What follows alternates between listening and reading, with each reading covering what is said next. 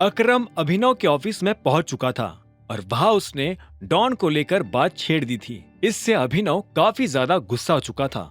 Please tiger, गुस्सा मत करो प्लीज, अकरम ने अपनी आवाज को धीमी करते हुए कहा। अभिनव ने एक गहरी सांस ली और फिर कहा, गुस्सा क्यों नहीं करो अकरम? डॉन जैसे लोगों की वजह से ही दिल्ली गुड़गांव को लड़कियों के लिए नरक बुलाया जाता है। और तुम बिजनेस के नजरिए से भी सोचो ना, अगर ऐसी हरकतें चलती रही तो कौन आएगा हमारे क्लब्स में, होटल्स में? हाँ, उस साले को ऐसी पनिशमेंट मिलनी चाहिए ना कि टाइगर ग्रुप का एक भी मेंबर आगे से दादागिरी करने की हिम्मत ना करे। अकरम ने अपनी सांस छोड़ी और अभिनव की ओर देखकर उसे समझाया। टाइगर, मैं तुम्हारी बात से सहमत हूं, लेकिन एक बार तुम भी सोचो, फिलहाल ना तुम सिर्फ अंडरग्राउंड हो, बल्कि हमारे ग्रुप में कोई जासूस भी घुसा हुआ है। कोई भी एक्शन लेने से तुम लाइमलाइट में आकर खतरा मोल ले बैठोगे। तो क्या करूं? और अभिनव गुस्से से भड़क उठा। कब तक अंडरग्राउंड ही बनकर रहूंगा अकरम? अगर ऐसा ही चलता रहा तो टाइगर का दबदबा अपने आप ही खत्म हो जाएगा और फिर सभी दुश्मन मुझे भी ढूंढकर मार डालेंगे, पापा की तरह। अभिनव अपनी बात कहते हुए फिर से खिड़की की ओर देखने लगा था। उसे अब इस तरह जीवन जीने से घुटन होने लगी थी। हफ्ते महीनों में बदलते जा रहे थे और महीने सालों में, लेकिन उस जासूस को पकड़ने के लिए अभिनव को मजबूरी में दबकर रहना पड़ रहा था।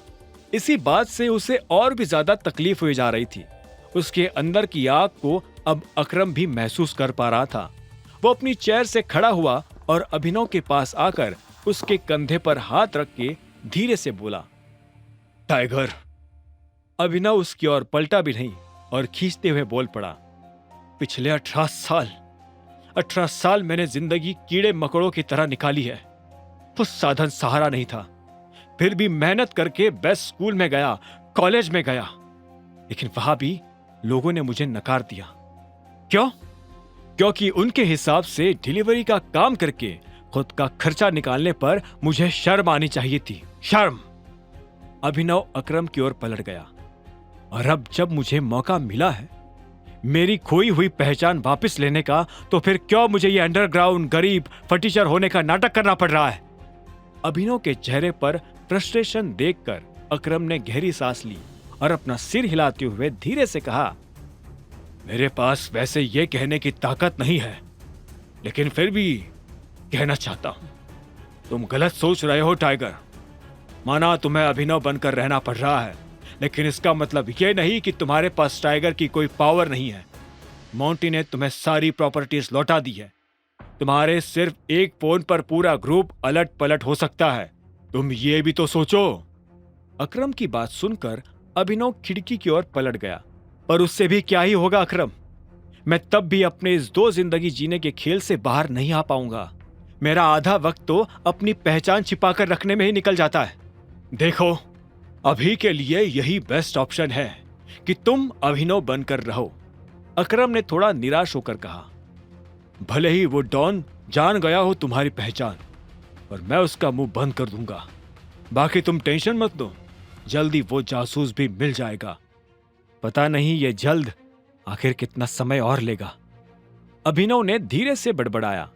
उसे ना सिर्फ इस बात से तकलीफ हो रही थी कि वो टाइगर बनकर लोगों को ठिकाने नहीं लगा सकता था, बल्कि वो उस टॉर्चर से भी परेशान था जो अनन्या और उसकी माँ उसे दिया करती थी।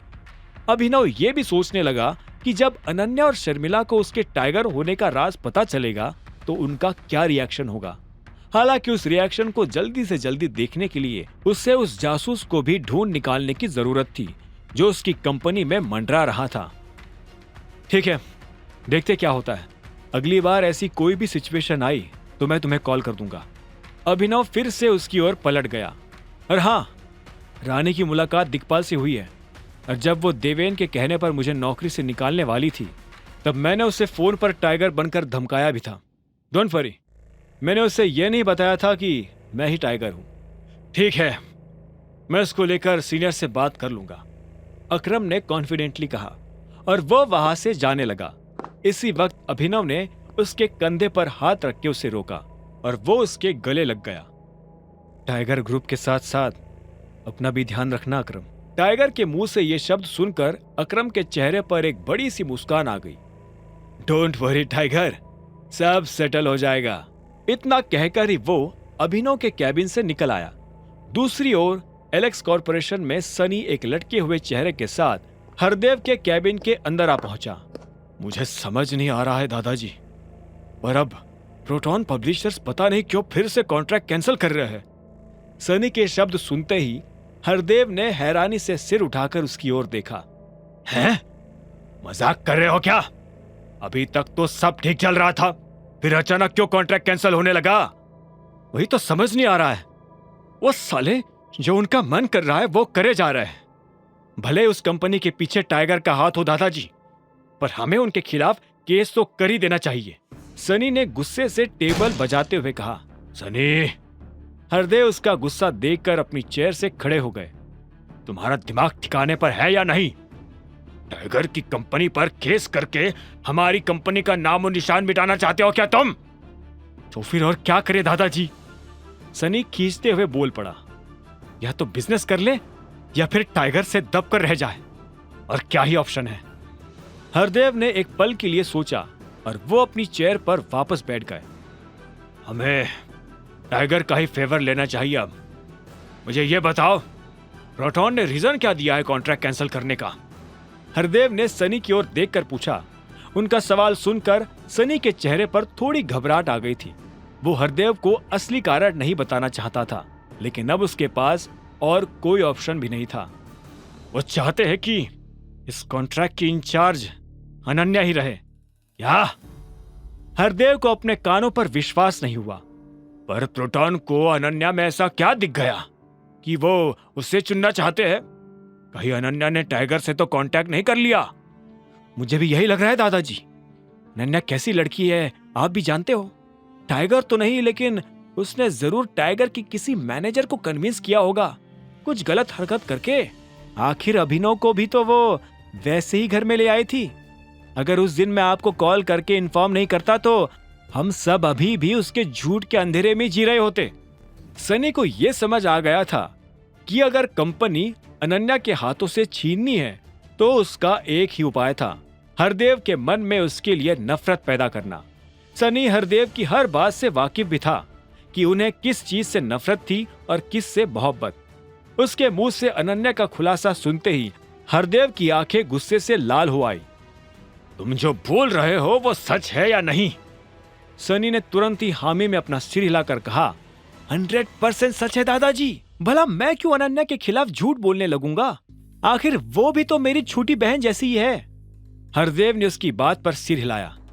जैसी ही नहीं, छोटी बहन ही है वो तुम्हारी। जी जी, सनी ने सिर झुकाकर हामी भरी। पर उसकी हरकतें जानना भी हमारे लिए जरूरी है। मैं बस अभी तक उसे रंगे हाथों पकड़ नहीं पाया हूं, लेकिन जल्दी वो भी कर लूंगा।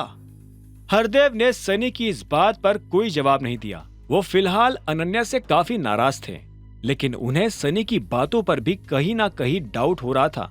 हालांकि फिर उन्हें यह याद आया कि सनी के कहने पर ही उन्हें अनन्या और अभिनव होटल में एक साथ सोते हुए मिले थे। उन्हें लगा था कि अगर सनी की बात उस वक्त सच निकल गई थी तो इस बार भी सच हो सकती थी। ठीक है, टाइगर की मांग यह है ना कि इस कॉन्ट्रैक्ट की इंचार्ज अनन्या रहे, तब अनन्या ही इसे संभालेंगी। हरदेव की ये बात सुनकर सनी के होश उड़ गए। उसने कुछ कहने की कोशिश करी, पर हरदेव ने बीच में ही उसको रोक दिया। हम इस कॉन्ट्रैक्ट को नहीं खो सकते सनी, तुम खुद से पहले कंपनी के बारे में सोचो। सनी चेहरा लटकाकर अपनी जगह पर खड़ा हो गया। दूसरी ओर अभिनव आज घर जल्दी पहुंच गया और वहां पर किसी को ना देखकर उसने राहत की सांस भी ली। शॉवर लेने के बाद उसने खुद के लिए नूडल्स भी पकाए और फिर उसे वो रिंग देखने की सूझी जो चिराग ने अनन्या को गिफ्ट की थी। वो उस रिंग को अपनी खरीदी हुई डायमंड रिंग से कंपेयर करना चाहता था। किस्मत से उसको वो नकली रिंग ज्वेलरी बॉक्स में बहुत ही सावधानी से रखी हुई मिल भी गई। उस रिंग को लेकर अभिनव अपनी गाड़ी में चला गया जहां उसकी रिंग रखी थी। दोनों डायमंड रिंग्स को बारीकी से देखने के बाद ही अभिनव को उन दोनों में अंतर भी नजर आ गया। हालांकि वो अंतर काफी छोटा था और आम लोग उसे वैसे भी देख नहीं पाते। उसकी परख सिर्फ एक डायमंड एक्सपर्ट ही कर सकता था। अगर अलायना के हिसाब से ऑक्शन में बिकी रिंग ही असली थी, इसका मतलब ये चिराग की रिंग नकली है। अभिनव मन ही मन सोचकर हंसने लगा। उसने सोचा नहीं था कि सिर्फ अनन्या को इम्प्रेस करने के लिए चिराग इस हद तक गिर सकता था। उसे लगा था कि चिराग के पास भी बेशुमार पैसा था। हालांकि अब इस नकली रिंग के खुलासे से उसके विचार बदल गए थे। इसी वक्त अभिनव का फोन भी बजने लगा। ये कॉल देवेन का था। अभिनव ने उस फोन को इग्नोर किया। वो यही सोच रहा था कि अगर उसने अनन्या को अपनी रिंग भी दे डाली तो अनन्या इसी सवाल में उलझ जाएगी कि कौन सी असली है और कौन सी नकली। इनफैक्ट अगर अनन्या को एक बार को पता भी चल जाता है कि कौन सी रिंग नकली है, तब भी वो यही सोचेगी कि चिराग उसके लिए असली रिंग लाया था और अभिनव नकली। उसका फोन कुछ ही देर में फिर से बजने लगा। अभिनव ने गुस्से भरी सांस छोड़कर इस बार वो फोन उठा लिया। बोलो। अभिनव ने तुरंत अपनी आवाज टाइगर की तरह भारी कर ली। Hello hello tiger, please. आपने शेयर्स वापस लेने के लिए कहा और मैं मान गया, लेकिन अब डबल प्राइस पर मैं खुद बिक जाऊंगा। प्लीज सर, मेरे पास पैसा रेडी है। जो प्राइस हमने डिसाइड करी थी, हम उस पर आज ही डील करके खत्म कर सकते हैं।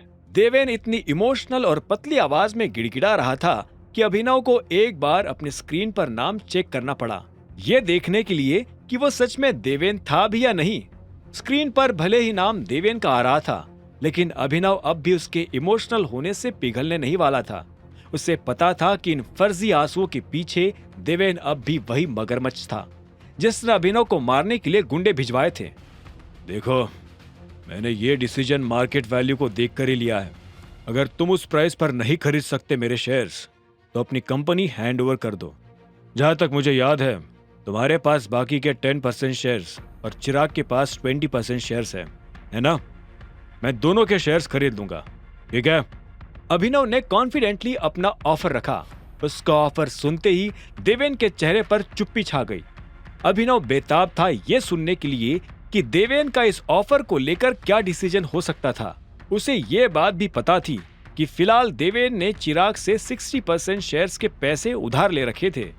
अभिनव के ऑफर पर अब देवेन क्या जवाब देने वाला था? अगर देवेन ना कर देगा तो फिर उसके पास क्या ऑप्शन बचेगा?